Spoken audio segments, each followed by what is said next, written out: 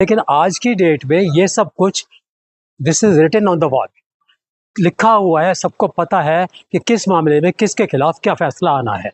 लेकिन पवन खेरा जो है लगातार हाथ पांव मार रहा है, जो कहा कि किसी भी तरीके से अंतरिम जमानत मिल जाए, नहीं मिल पा रहा है। क्या अब उनकी गिरफ्तारी अब तय माना जा रहा है?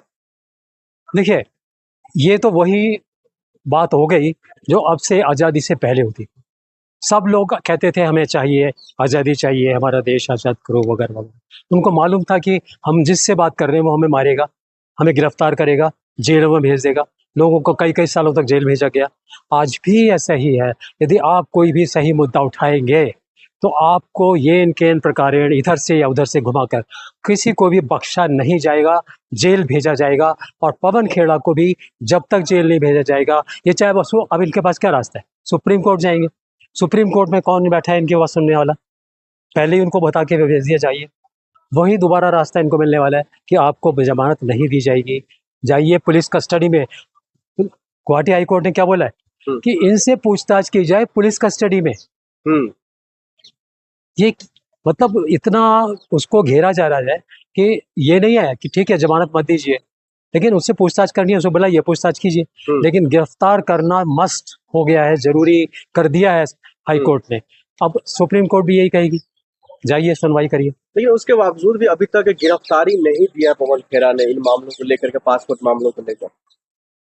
पर गिरफ्तारी देने का काम पवन खेड़ा का है, दूसरा गिरफ्तारी लेने का काम पुलिस का है।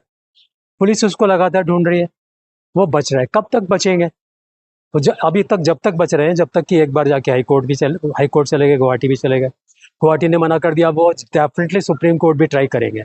मोटे मोटे अच्छे वाले वकीलों को लेकर जाएंगे, भारी भारी भरकम वकीलों को लेकर जाएंगे, लेकिन उनको जमानत वहां भी नहीं मिलने वाली है, क्योंकि उनके पास वो पॉइंट खत्म कर दिए गए हैं जिसके पीछे वो अपनी जमानत। उनके पास कहने के लिए क्या है?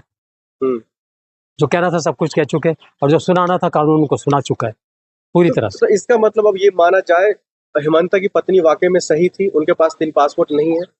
देखिए, ये तो कहना बिल्कुल भी असंभव है कि वो उनकी पत्नी सही थी, उनके 3 पासपोर्ट नहीं है, उनके दूसरी दुनिया में बैंक खाते नहीं है। जो हेमंत विश्वा शर्मा के ऊपर जो ये बीजेपी आरोप लगाती थी, ये 20,000 करोड़ यहाँ खा गया, शारदा चिट फंड में खा गया, यहाँ खा गया, वो सब पैसा कहाँ से अटल हुआ? या तो बीजेपी ने ले लिया उनसे, हमारे को जमा करो और हम चीफ मिनिस्टर बना रहे तुम्हें, ये भी डील हो सकती है। तो मान लो कि फिर उनके खाते बाहर होंगे नहीं। लेकिन अगर उनसे पैसा बीजेपी ने नहीं लिया, वसूला नहीं बीजेपी ने, वसूली नहीं की बीजेपी ने, फिरौती नहीं ली बीजेपी ने, तो इसका मतलब उनकी धर्मपत्नी के खाते जरूर होंगे। इतना पैसा वो कौन से खाते में रख के बैठे, तो दिल्ली में ढूंढ लो। लेकिन उनके पत्नी को लेकर के, उनके पत्नी मामलों में केंद्र सरकार कोई हस्तक्षेप नहीं कर रही है, चाहे वो विदेश मंत्री हो या फिर गृह मंत्री अमित शाह जी हो। वो तो ये तो मैंने बोला कि वो बीजेपी के हैं ना, तो बीजेपी तो अपने लोगों को चाहे वो रेप करके आ जाए, आपने देखा है रेप करके आते हैं उनको तो एफआईआर नहीं होने देते, उन्हें मंत्री बना देते हैं। जितने भी रेपिस्ट होते हैं उन्हें खड़े होकर मंच पर उनको वोट मांगते हैं उनके लिए, इनको दिया गया मेरा आपका वोट, मुझे दिया गया माना जाएगा, ऐसे बातें बोलते हैं रेपिस्ट के लिए। तो वो पार्टी क्या हेमंत विश्व शर्मा की पत्नी की जांच करवाई? क्या इन्होंने आज तक किसी की जांच ऐसी करवाई है? और वो खुद अपनी जांच कराए ना, उनके ऊपर भी तो कितने आरोप लगे हैं। किनके ऊपर? जो जो जांच कराने वाले मुखिया जिनके आप नाम ले रहे हैं, गृह मंत्री और प्रधानमंत्री का, राफेल में किसके ऊपर आरोप नहीं लगे थे? जांच कराई थी उन्होंने। हेमंत विश्व शर्मा के खुद उसके ऊपर भी कई सारे आरोप लगे हुए हैं। तो आप जब ये जान लीजिए आरोप लगाने वाले बीजेपी थे, आज उसको चीफ मिनिस्टर बनाकर बिठा दिया है और उसकी तहकीकात नहीं हो रही है, रोक दी गई है, बंद कर दी गई है, तो उसकी पत्नी की जांच कैसे करा लेंगे? आप कैसी बात कर रहे हैं? ये नहीं कह रहा कि उनकी पत्नी को गिरफ्तार करके जांच करो, लेकिन जांच तो करो। तुम्हारे पास में ईडी घर घर जाकर पता लगा लेती है किसने कितना खाना खाया, किसने कितने चावल के दाने खाए, क्या अच्छा पता लगा कर छापे मारती रहती है। तो ये ईडी पता नहीं लगा पा रही इनके कहाँ खाते? अगर नहीं पता लगा पा रही तो आप समझ लीजिए कि ये भ्रष्टाचार जो हो रहा है अंडर सेंगोल हो रहा है। अब पहले लोग जंगल राज करते थे ना, अब ये सेंगोल राज आ गया है, तानाशाही आ गई है। अब इसके अंदर में तानाशाही से जो लोग जुड़े हुए हैं उनके ऊपर कोई कार्रवाई नहीं होगी, उनको बचाया जाएगा, उनको इनाम दिए जाएंगे, हमेशा दिए गए भी हैं ना। तो फिर ऐसे में क्या लग रहा है, जो वाकई में जो भ्रष्टाचारी है या वाकई में जो एलिगेशन लगा रहे हैं, तो वो फिर सही का सही कैसे साबित होगा, सही है कि गलत है? ना इसमें जांच होगी, ना पड़ताल होगी, ना कुछ कार्रवाई होगी। तो देखिए जांच पड़ताल का तो जहां तक पता है दुनिया में नाम है इनका, किस तरह के हैं। जो इनका बहुत खास दोस्त होता था ट्रम्प, उसने भी बोल दिया कि ये आदमी भ्रष्ट है। कल क्या बोला? This is a hole, hell hole. उसके लिए बोला 10 सालों में इसने ये हेल होल बना दिया है। देश का तो कोई आदमी बोल नहीं सकता। अगर हमने और आपने बोल दिया तो देशद्रोही हो जाएंगे। मानहानि के सैकड़ों मुकदमे हमारे ऊपर लग जाएंगे। लेकिन वो समझ रहा है, दूर बैठा हुआ, एक दूसरे कोने में बैठा हुआ व्यक्ति समझ रहा है कि देश में क्या हो रहा है, इस देश में क्या हो रहा है, और सारी दुनिया जान रही है।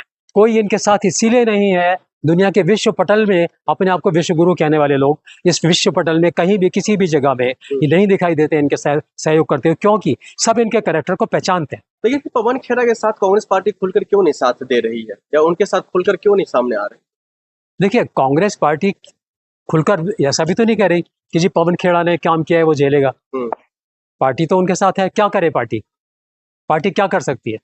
ज्यादा ज्यादा 100-200 वक्तव्य दे देंगे, कभी कोई प्रदर्शन कर देंगे, लेकिन उससे होने वाला क्या है? होगा वही जो ऊपर से ऑर्डर आएगा। कौन देगा ऊपर से ऑर्डर? सेंगोल महाराज। देश में तो लेकिन निष्पक्ष कामकाज हो रहा है ना। बीजेपी का नारा ही है कोई भ्रष्टाचारी है या देखिए सत्ता में आए तो हम उसको हटाने का काम करेंगे। आप एक काम करके देखिए ना कि निष्पक्ष काम आप करके देखिए, तब आपको पता लगेगा कि निष्पक्ष करने वालों का साथ कोई देने वाला है भी दुनिया में नहीं। यहाँ केवल तभी साथ दिया जाएगा आपका जबकि आप भ्रष्ट होंगे, कुछ ना कुछ पक्षपात का काम करेंगे, किसी को सताएंगे तो आपका साथ दिया जाएगा। निष्पक्षता नाम की चीज भूल जाइए इस देश में। तो फिर ऐसे में उनकी पत्नी की छानबीन बिना छानबीन का या बिना पूछताछ का सिर्फ और सिर्फ पवन खेड़ा को अगर गलत ठहरा देना, ये भी तो गलत है ना। हाँ बिल्कुल गलत है। सबसे पहली बात तो यही होनी चाहिए थी। उन्होंने आरोप ऐसे नहीं लगाया कि जबानी बोल दिया। मुझे याद है इनके एक प्रवक्ता होते थे संबित पात्रा जी, इलेक्शन आने से पहले एक पर्चा लेकर आए। देखिए हमने पता लगाया है कि कांग्रेस पार्टी ने राफेल में 400% रिश्वत मांगी। उन्हें यह भी नहीं पता कि 400% रिश्वत क्या होती है। उन्हें यह भी नहीं पता 400% रिश्वत। अपनी पार्टी को बचाने के लिए, प्रमुखता से दूसरों को बदनाम करने के लिए इनका काम और काम सिर्फ ये रहा है कि दूसरों को बदनाम करो। जैसे अपनी छवि तो खराब है तो अपनी छवि पे कोई उंगली ना उठाए, इसलिए दूसरों के मुंह पर पहले गोबर पोतना शुरू। तो क्या मतलब कहाँ पर कमी आ रही है कि पवन, माफ कीजिएगा, हेमंत विश्व शर्मा जी के पत्नी से पूछताछ पुलिस नहीं कर पा रही है?